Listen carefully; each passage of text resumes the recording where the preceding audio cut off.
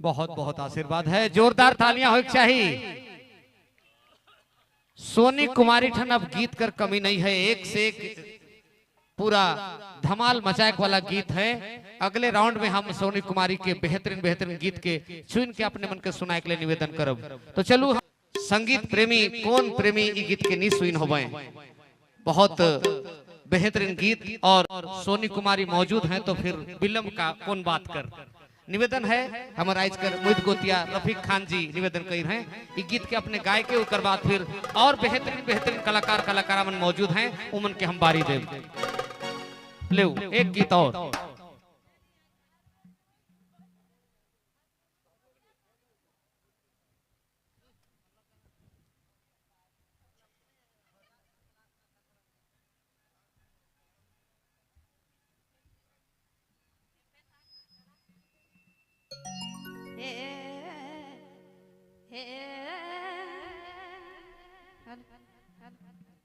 याहिर को जाना जाबे रे लोगे याहिर छोड़ा बड़ी दिख दिख करेला याहिर को जाना जाबे रे लोगे याहिर छोड़ा बड़ी दिख दिख करेला याहिर को जाना जाबे रे लोगे याहिर छोड़ा बड़ी दिख दिख करेला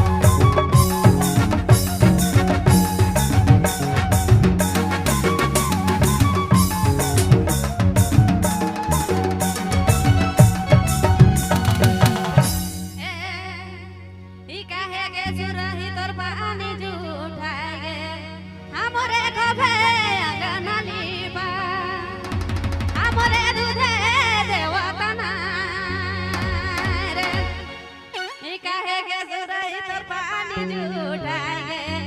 हमरे कबे दादा नाली बा हमरे दूधे देवतना रे चलो भाटू बटारी भाई जा होए सारी कटारी चलो भाटू बटारी भाई जा होए सारी कटारी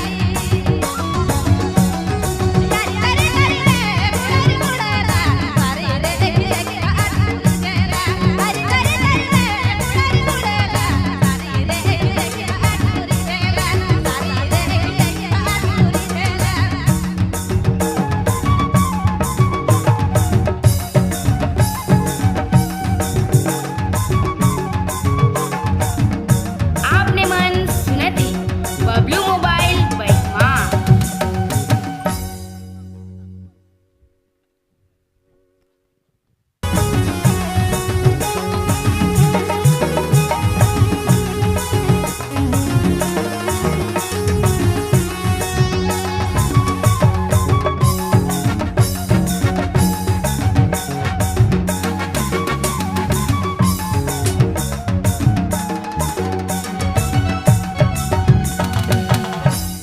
ई काहे के सुरही तोर पानी जुटाए